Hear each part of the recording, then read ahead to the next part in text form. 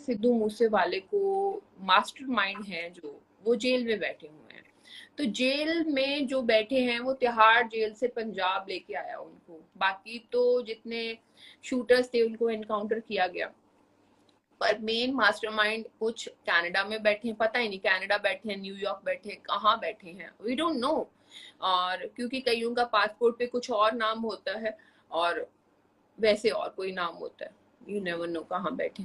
और जो लॉरेंस जी यहाँ पे बैठे हुए हैं उनको उनको सुप्रीम कोर्ट हाई कोर्ट ने एक ऐसी प्रोटेक्शन दे रखी है कि पंजाब लेके जाया जाए बट उसको कुछ किया ना जाए, ठीक है। तो आप सोचिए कि उसके पीछे कहीं ना कहीं तो गवर्नमेंट है ना जो प्रोटेक्ट कर रही है। मैं आपका एक वीडियो देख रहा था, आपने सिद्धू मूसेवाला के लिए आपने एक वीडियो बनाया। अ, बहुत ही इमोशनल वीडियो मुझे लगा, और बहुत ही क्लियरली आप बहुत ज्यादा इन्वॉल्व थी जब आपने, मुझे लगता है कि शायद शायद लिखा भी आपने था वो वीडियो, उसकी स्क्रिप्ट आपने लिखी थी। जी जी जी। हम्म। एक्चुअली मैं सिद्धू के संस्कार के ऊपर गई थी एंड मैंने सिद्धू के साथ काम किया था एंड आई वाज मेरे साथ इन टच था वो स्नैपचैट के ऊपर भी। और जब सिद्धू ने इलेक्शन भी लड़नी थी उससे पहले हम मिले भी थे दिल्ली में। तो उसने तब वो बेचारा पूछ रहा था कि मुझे कौन सी पार्टी ज्वाइन करनी चाहिए, बिकॉज पंजाब में ना बहुत किसान आंदोलन के बाद बहुत डिफरेंट माहौल बन चुका था। अकाली दल को लोग गालियां दे रहे थे, कांग्रेस को कोई अच्छा समझ रहा था कोई नहीं, आम आदमी पार्टी को बीजेपी का बी विंग बोला जा रहा था। So many things are happening, so he was very confused कि उसको कौन सी पार्टी ज्वाइन करनी चाहिए। And that time I think Abhay Singh Chautala ji was also sitting there. So उनको बोल रहे थे वो कि आप अपने कैंडिडेट्स खड़े कर दो, because he the only one जिन्होंने किसानों के लिए इस्तीफा दिया था। तो और कोई तो पॉलिटिशियन दिखाई नहीं दे रहा था, even though I was also supporting him in Haryana because वो फार्मर्स के साथ खड़े थे। तो बाद में सिद्धू ने कांग्रेस ज्वाइन कर ली। तो कांग्रेस जब उसने ज्वाइन की तो तब उसको बहुत सारी गालियां पड़ी। और कई ऐसे लोग थे कांग्रेस में जो वो टिकट चाहते थे काफी लंबे टाइम से, तो उनको लगा कि एक सेलिब्रिटी को हमारे सिर पे बैठा दिया।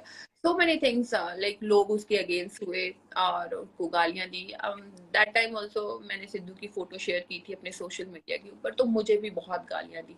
एंड इनफैक्ट उस पर बहुत सारे आईटी सेल्स भी थे जो कांग्रेस के थे और जो दूसरी पार्टियों के आईटी सेल्स होते हैं जो आपको अफेक्ट करते हैं सोशल मीडिया के ऊपर, ज्यादातर फेसबुक पे करते हैं, इंस्टाग्राम पे भी करते हैं।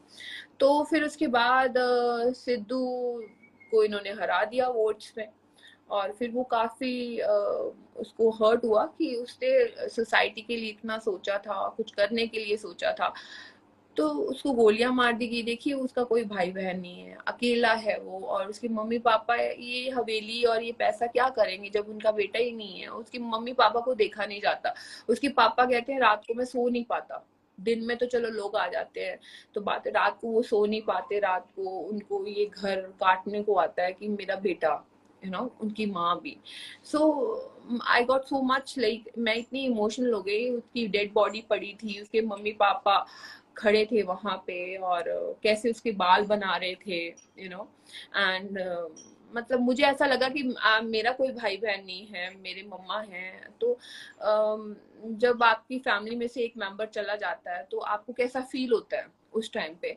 तो आई गॉट सो मच लाइक मेरे को ऐसा लगा कि चलो इंडस्ट्री वाले फेक तो होते हैं, आई एम सॉरी टू से, बट फेक तो होते हैं, बट इतने फेक नहीं होते कि आपका एक सदस्य, आपकी एक फैमिली, इंडस्ट्री को हम फैमिली मानते हैं, तो आपका उसके साथ इतना कुछ हो जाए और आप एक तो संस्कार पे ना पहुंचो। काफी सारे लोग नहीं पहुंचे, उसके बाद फैमिली को मिलने जरूर गए थे। उसके बाद मैंने ये बोला था कि आप रेस्ट इन पीस डाल देते हो और इंसाफ की तो कोई, जस्टिस की तो कोई बात ही नहीं करता, जबकि करनी चाहिए, जस्टिस की बात है।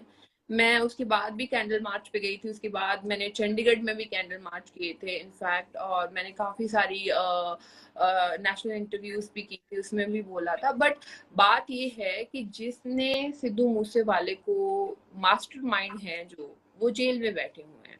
तो जेल में जो बैठे हैं वो तिहाड़ जेल से पंजाब लेके आया उनको। बाकी तो जितने शूटर्स थे उनको एनकाउंटर किया गया, पर मेन मास्टरमाइंड कुछ कनाडा में बैठे हैं, पता ही नहीं कनाडा बैठे हैं, न्यूयॉर्क बैठे हैं, कहाँ बैठे हैं, वी डोंट नो। और क्योंकि कईयों का पासपोर्ट पे कुछ और नाम होता है और वैसे और कोई नाम होता है, यू नेवर नो कहाँ बैठे। और जो लॉरेंस जी यहाँ पे बैठे हुए हैं, उनको उनको सुप्रीम कोर्ट, हाई कोर्ट ने एक ऐसी प्रोटेक्शन दे रखी है कि पंजाब लेके जाया जाए बट उसको कुछ किया ना जाए, ठीक है। तो आप सोचिए कि उसके पीछे कहीं ना कहीं तो गवर्नमेंट है ना जो प्रोटेक्ट कर रही है। तो आप कैसे इंसाफ दिलवा दोगे? पंजाब गवर्नमेंट कैसे उसमें इंटरफेयर कर सकती है? अगर पंजाब गवर्नमेंट इसका इनकाउंटर करवा देती है तो फिर सुप्रीम कोर्ट, हाई कोर्ट को उसका जवाब कैसे देगी? और तिहाड़ जेल में अब क्या होगा? ज्यादा से ज्यादा फिर उसको तिहाड़ जेल में कोई केस डाल के भेज देंगे। सो मेनी थिंग्स। ये बहुत बड़ी गेम है, इसके पीछे बहुत सारी एजेंसियां लगी हुई हैं, पॉलिटिशियंस इन्वॉल्व हैं।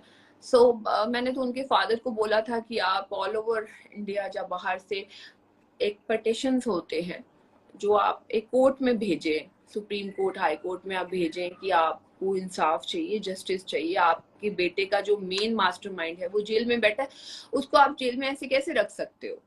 आप उसको कोई सजा दो।